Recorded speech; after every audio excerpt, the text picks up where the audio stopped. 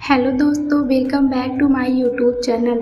हम जो कहानी पढ़ रहे थे हम फिर मिलेंगे, आज उस कहानी का फाइनल पार्ट पढ़ने जा रहे हैं। और दरवाजे पर किसी की दस्तक सुनकर मैंने सोचा कि मेरी सुगंधा है। मैंने दरवाज़ा खोला तो देखा कि माली है। वो बहुत डरा हुआ था। उसने मुझसे जल्दी से कोठी में चलने को कहा। मैं कुछ पूछ पाता कि वह कोठी की ओर जाने लगा। मैं भी उसके पीछे भागता हुआ कोठी पहुंचा। वहां हवेली में कुछ नौकर खड़े थे। जब मैं अंदर गया तो देखा प्रतिमा के ऊपर की छत गिरी हुई थी और मेरी सुगंधा जमीन पर बेजान हालत में पड़ी थी। उसके सिर खून बहने जा रहे थे और शरीर पर घाव थे। मैं घबराकर उसके पास गया और उसका सिर अपनी गोद में रख लिया और उसे उठाने की कोशिश करने लगा, पर वो नहीं उठ रही थी। सुगंधा अब जीवित नहीं थी। किसी ने मुझसे कहा, वहां खड़े लोगों ने कहा कि सुगंधा प्रतिमा का श्रृंगार कर रही थी। तभी छत दरकने लगी और हमें आवाज लगाई, पर वहां पहुंच ही पाते कि तभी सुगंधा ने प्रतिमा बचाने की कोशिश में प्रतिमा को अपने शरीर से ढक लिया और छत उस पर गिर गई। मैं पागल सा हो गया था। मैं अपनी नाजुक सी गुड़िया को बेजान नहीं देख पा रहा था। लग रहा था अब मैं भी अपनी जान दे दूं, लेकिन चित्रा को देखकर मैंने अपने आप को संभाला। मैं ईश्वर से आज भी शिकायत करता हूँ कि मेरी बेटी उसे अपना सब कुछ मानती थी, फिर भी उसने उसके साथ क्या कर दिया, उसे क्यों नहीं बचाया। मोहन अंकल एक हारे हुए इंसान की तरह बिलख बिलख कर रो रहे थे। मैंने उनके कंधे पर हाथ रखकर उन्हें संभालने के लिए कहा, मोहन अंकल, तुम्हारे नाना चाहते थे कि सुगंधा की शादी तुमसे हो। उनकी आखिरी इच्छा के लिए सुगंधा ने भी बिना कुछ देखे ही हाँ कर दी थी, लेकिन उसकी किस्मत में अकेले जाना ही लिखा था। मैंने कहा, अंकल, मुझे पूरा विश्वास है कि सुगंधा से मेरा मिलना मेरा पागलपन या कोई कल्पना नहीं है। सुगंधा मुझसे ही मिलने आती थी। अब मैं एक पल भी देरी नहीं करूँगा। मैं जा रहा हूँ उसके पास। मैं सुगंधा को आवाज़ लगाते हुए कोठी तक पहुँच गया। मैं दीवानों की तरह सुगंधा सुगंधा कहकर उसे पुकार रहा था, पर ना जाने वो क्यों नहीं आ रही थी। मैंने अपने सामने कोठी को देखा और उसके अंदर चला गया और अंदर जाकर सुगंधा को पुकारने लगा। मैं हताश से हो गया था। वो वहीं जमीन पर बैठ गया और सोचने को मजबूर हो गया कि कहीं मैं पागल तो नहीं हो गया हूँ। मुझे कुछ समझ नहीं आ रहा था, पर मेरा दिल नहीं मान रहा था। मैंने जोर से कहा, सुगंधा, तुम मेरे सामने क्यों नहीं आ रही हो? बता तो दो, मुझसे क्या गलती हो गई है? मैं तुम्हें बहुत प्यार करता हूँ सुगंधा। तुम्हारे बिना एक पल नहीं रह पाऊँगा। मैं भी इसी जगह अपनी जान दे दूँगा। मैं अभी आ रहा हूँ तुम्हारे पास। उस खाली जगह मेरी आवाज़ चारों तरफ गूंज रही थी। मैं उठकर खड़ा हो गया और सीढ़ियों से ऊपर की ओर जाने लगा।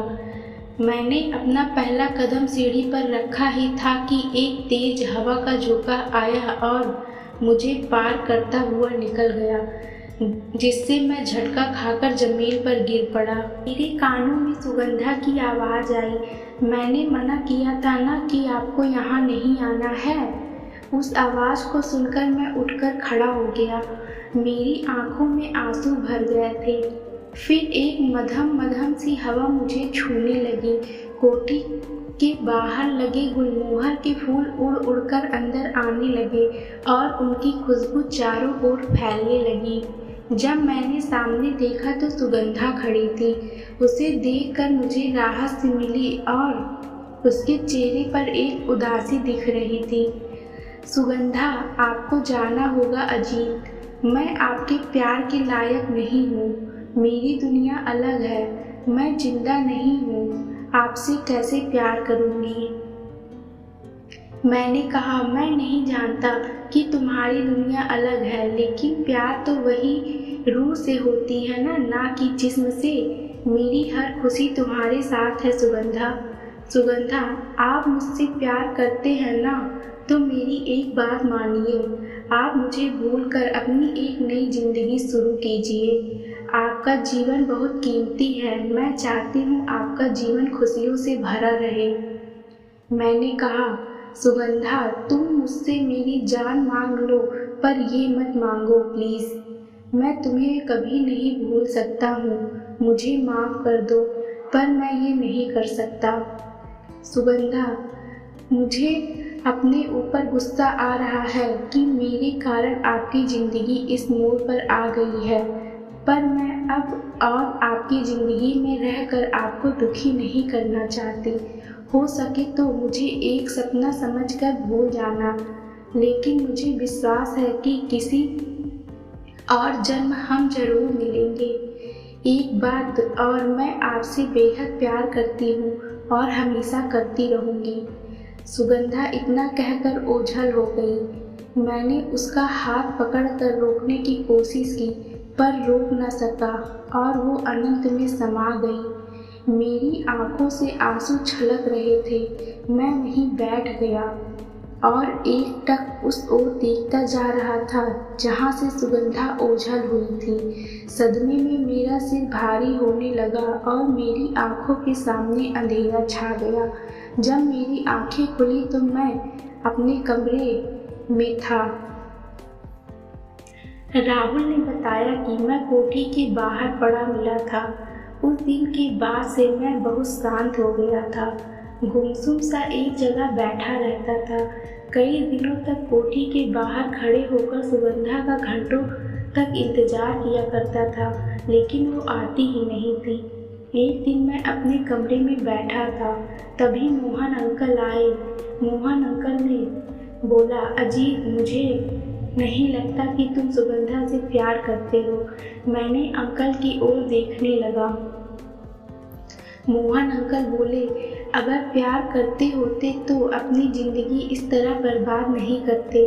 तुम्ही ने तो बताया था कि उसने तुमसे खुशी से ज़िंदगी जीने के लिए कहा था, पर तुम्हें देखकर नहीं लगता कि तुम्हारे लिए उसके शब्दों की कोई कीमत है। अंकल की बात ने मुझे सोचने पर मजबूर कर दिया। मोहन अंकल ने मुझे अस्थि कलश देते हुए कहा, ये सुगंधा की अस्थियां हैं, मैं ये तुम्हें देता हूँ, तुम इसे विसर्जित करो, जिससे तुम्हारी शांति और उसकी आत्मा को शांति मिल सके। शायद ये तुम्हारी किस्मत में लिखा था, इसलिए मैं आज तक इन्हें विसर्जित नहीं कर पाया। मैंने वो कलश अपने हाथ में लिया। सुगंधा की अस्थियों को विसर्जित करने मैं गंगा घाट पर गया। गंगा में प्रवेश करने के बाद मैंने अस्थियां कलश में पानी छोड़ दिया और कलश को पानी में विसर्जित कर आकाश की ओर देखने लगा। मैंने आसमान की लालिमा में कुछ पल के लिए सुगंधा को मुस्कुराते हुए देखा, फिर वो अनंत में कहीं खो गई। उस दिन सुगंधा को देखकर ऐसा सुकून सा मिला, मेरा बेचैन मन शांत हो गया था। मैंने उस दिन ये फैसला किया कि अब मैं अपना जीवन सुगंधा के लिए जीऊँगा, उसकी खुशी के लिए जीऊँगा। आज 5 साल बीत चुके हैं। 5 साल से मैं कोलकाता में ही हूँ और खुश हूँ, लेकिन सुगंधा के लिए जब उदास हो जाता हूँ तो उस कमरे में चला जाता हूँ जो सुगंधा की यादों को सहेजने के लिए करवाया। 5 साल से मैं कोलकाता में हूँ और खुशी से, लेकिन सुगंधा के लिए जब उदास हो जाता हूँ तो उस कमरे में चला जाता हूँ जो मैंने सुगंधा की यादों को सहेज कर सहेजने के लिए तैयार करवाया है। उसमें सुगंधा की जितनी भी तस्वीरें हैं उसमें से कुछ मोहन अंकल ने ले ली हैं और कुछ मैंने खुद से पेंट की हैं। सुगंधा को हर एहसास को जीने के लिए मैंने कोठी की मरम्मत करवा कर वहीं उसका डेरा जमा लिया है। बाहर लगा गुलमोहर का पेड़ अभी भी वही है जो मुझे सुगंधा की खुशबू से रूबरू कराता रहता है। मैं अपने कमरे में बैठा था, तभी मेरी नन्ही सी गुड़िया प्राची ने मुझे पीछे से पकड़ लिया और अपनी तोतली बोली में मुझसे कहा, बाबा देखो मम्मा मुझे डांट रही है। तभी उसे ढूंढते हुए चित्रा आ गई। चित्रा, प्राची तुम बहुत शैतान हो गई हो। मैंने कहा, क्या चित्रा, तुम बेवजह मेरी गुड़िया को क्यों डांटती रहती हो? चित्रा, ये आपके कारण ही बिगड़ रही है। मैंने पूरा चूड़ी का बॉक्स पटक दिया इसने। मैंने हंसकर कहा, चलो अब तुम दोनों ये सब छोड़ो और जल्दी तैयार हो जाओ, हम सिलीगुड़ी जाना है। तुम लोगों के चक्कर में कहीं ट्रेन न मिस हो जाए। चित्रा प्राची को गोद में लेकर चली गई। उसके जाते ही राहुल आया। राहुल, और भाई तेरा तैयारी हो गया? मैंने कहा, हाँ बस हो ही गई है। सच बताऊं, एक पल के लिए भी यहाँ से जाने का मन नहीं करता। इस बार मैं माँ को अपने साथ ही ले आऊँगा। राहुल, मैं समझता हूँ कि तू अभी भी सुगंधा को भूल नहीं पाया है, पर तू कब तक अपनी जिंदगी यूं ही अकेले बिताएगा? जब मोहन अंकल ने तुझसे चित्रा की शादी के लिए कहा था, तब भी तूने मना कर दिया। मैंने कहा, अरे मेरे भाई, मैं कैसे कर लेता चित्रा से शादी जब तुम दोनों एक दूसरे से प्यार करते थे, और मैंने तो पहले ही सुगंधा की यादों के साथ ही जीने का फैसला कर लिया था। अगर मैंने मोहन अंकल को मना न किया होता तो तुम दोनों की शादी कैसे होती? तुम दोनों त्याग की मूर्ति बनने बैठे रहते, कुछ बोलते भी नहीं। राहुल, फिर भी मैं तुझसे यही कहूँगा, तू अपनी नई जिंदगी की शुरुआत कर। मैंने कहा, नहीं यार, मेरा दिल नहीं मानता। मैं सिर्फ सुगंधा से प्यार करता हूँ और करता रहूँगा, और रूह से रूह का प्यार सिर्फ एक बार ही होता है। सुगंधा ने उस दिन जाते हुए मुझसे कहा था कि हम फिर मिलेंगे। मुझे मेरे ईश्वर पर और मेरे प्यार पर विश्वास है कि किसी न किसी जन्म में हम फिर जरूर मिलेंगे। हम फिर मिलेंगे। यही तो है प्यार जो रूह से रूह होता है। ये तो हमारी सोच होती है जो हम देह, चरित्र, रूप, रंग, जाति जैसे बाहरी दिखावों के आवरण में ढके रहते हैं और आत्मा को भूल ही जाते हैं।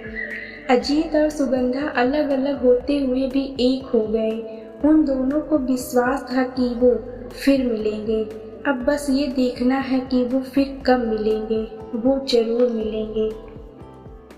धन्यवाद दोस्तों। अगर आपको कहानी पसंद आई हो तो चैनल को लाइक एंड सब्सक्राइब करना भूलें।